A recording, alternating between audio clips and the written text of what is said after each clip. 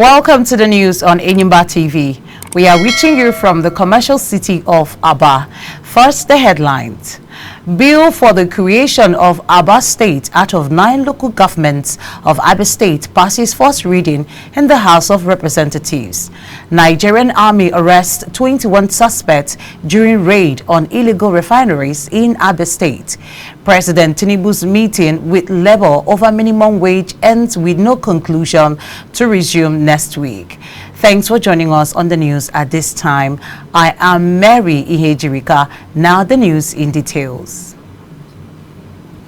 The bill on the creation of Abia State, sponsored by Honorable Ginger Onwusibe and 3 others, has passed the first reading on the floor of the House of Representatives.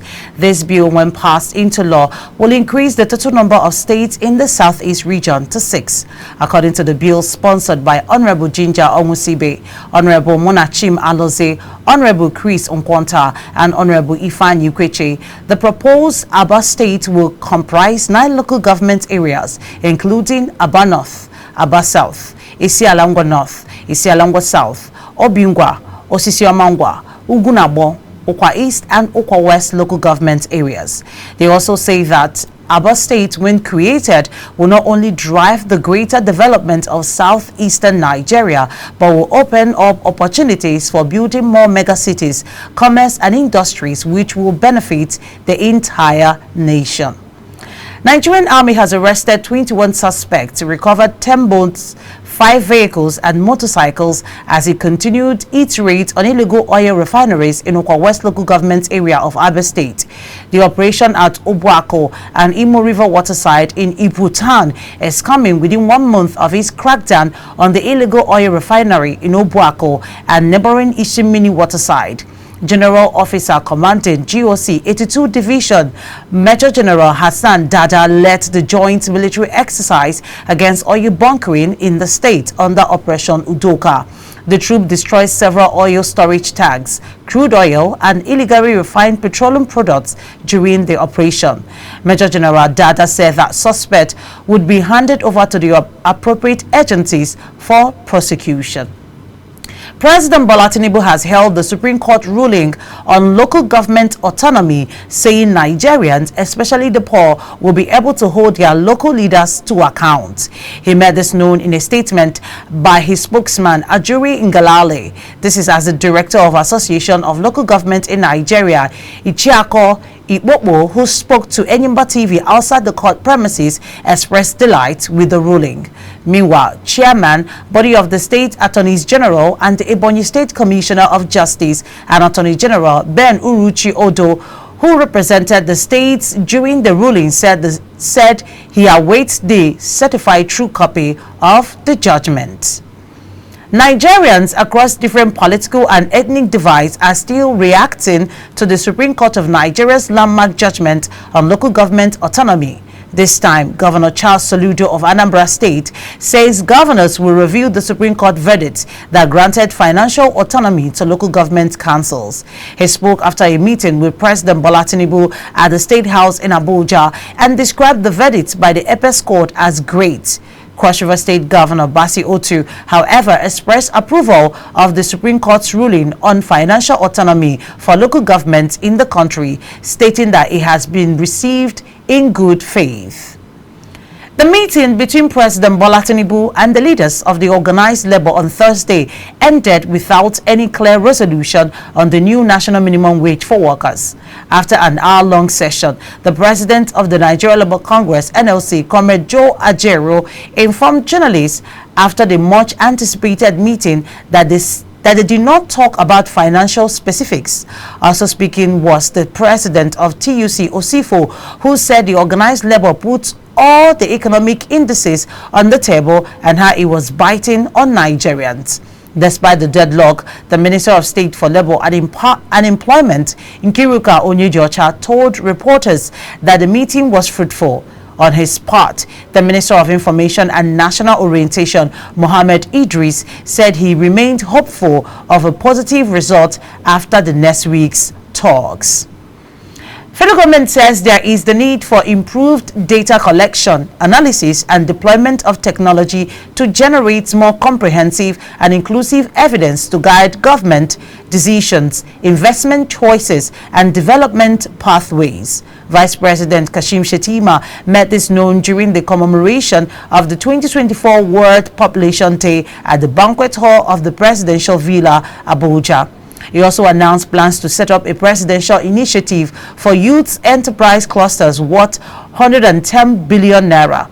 This, he noted, is in addition to a youth data bank and a national youth development bank, as well as the already existing 110 billion naira youth investment fund.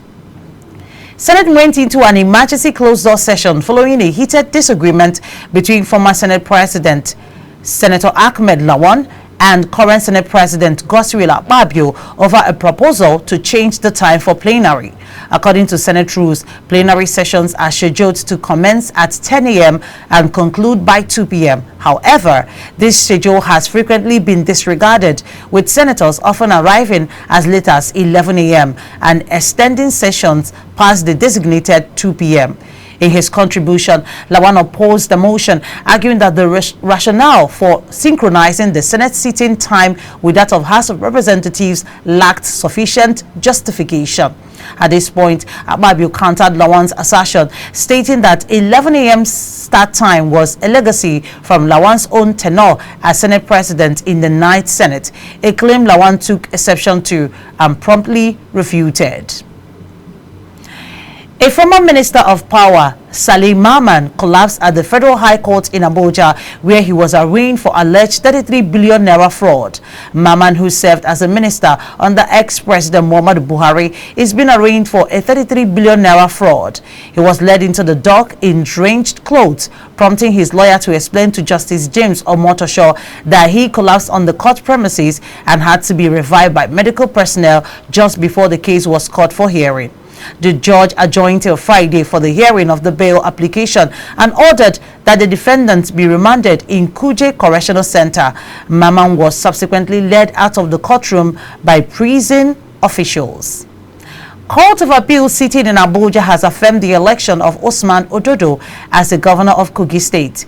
A three-man panel of the appellate court affirmed the Kogi State Governorship Election Petition Tribunal, which affirmed the victory of Ododo as the duly elected governor of Kogi State after dismissing the appeal filed by the Social Democratic Party's candidate Murtala Yakubu Ajaka.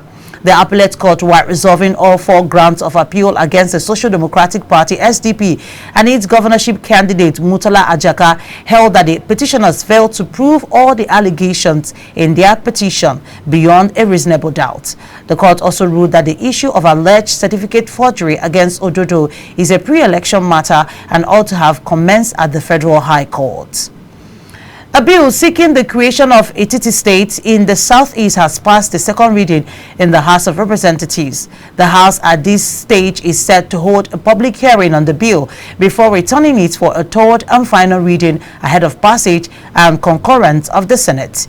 It seeks to create a Titi state from the 5 southeastern states and was sponsored by Amobi Oga, LP Abia, Miriam Onoha, APC Imo, Kama Nkem Kama, LP Ebonyi, Chinwe Nnabuife, YPP Anambra, and Anayo Onwebu, LP Enugu. Oga said the bill is meant to address the decades-long issue of regional parity and administrative efficiency in the southeast zone. During plenary, the bill was passed for the next stage without debate by the lawmakers. When the Speaker of the House, Abbas Tajuddin, put the bill to a voice vote, the lawmakers voted in support. You're watching Enyimba TV News. After this short break, the news continues with foreign, business and sports updates. Please stay tuned. We'll be right back.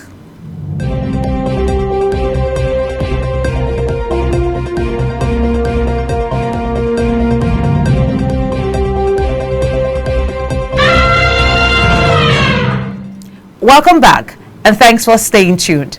Now the news continues and we begin with foreign.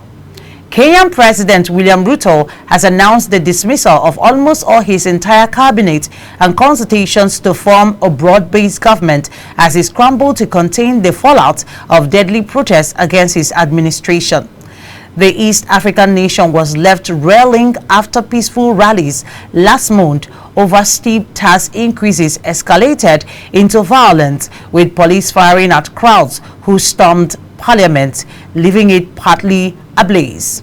The president said he decided on the dismissals upon reflection, listening keenly to what the people of Kenya have said, and after a holistic appraisal of the performance of his cabinet and its achievements and challenges.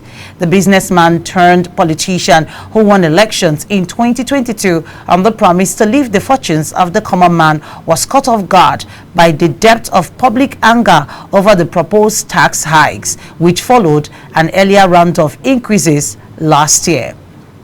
And now on business. No fewer than 721 billion naira was received as bribe by Nigerian public officials in 2023. This is according to a new report by the National Bureau of Statistics. The report, titled Corruption in Nigeria, Patterns and Trends, said the 721 billion naira paid in bribes amounts to about 0.35% of Nigeria's gross domestic product. The result was based on a survey conducted with the United Nations Office on Drugs and Crime. According to the survey, the average cash bribe was 8,282 naira, an increase from an average of 5,754 naira in 2019. The report stated that corruption was ranked fourth among the most important problems affecting the country in 2023 after the cost of living, insecurity, and unemployment. Finally, from sports, Anthony Joshua is on track to break Tyson Fury's British attendance record with his upcoming world title fight against Daniel Dubois. Joshua will challenge Dubois for the IBF belt on September 21 at Wembley Stadium, with promoters expecting over 100,000 fans to attend. Fury set the British attendance record in April 2023 when 94,000 spectators packed into the Wembley to see him knock out Dillian White. Promoter Frank Warren, speaking on Talk Sport, expressed confidence that the upcoming bout will surpass that figure.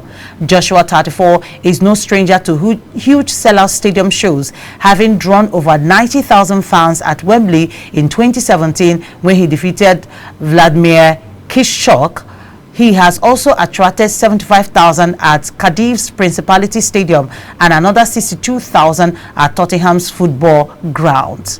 With the sports story, we'll wrap up this edition of news on Enyimba TV at this time. But before we go, here is a recap of the top stories. In the news, we told you that a bill for the creation of Abia State out of 9 local governments of Abia State has passed first reading in the House of Representatives. We also told you that Nigerian Army has arrested 21 suspects during a raid on illegal refineries in Abia State. And we told you that Tinubu and Labour leaders meeting has been adjourned till next week. That's our package of news for now. Please join us for more updates in our subsequent bulletins. Meanwhile, don't forget to subscribe to this channel on YouTube. Click on the notification bell to receive alerts when new videos are uploaded. Thank you for watching. On behalf of the production team, I am Mary Ihejirika saying do enjoy the rest of your day.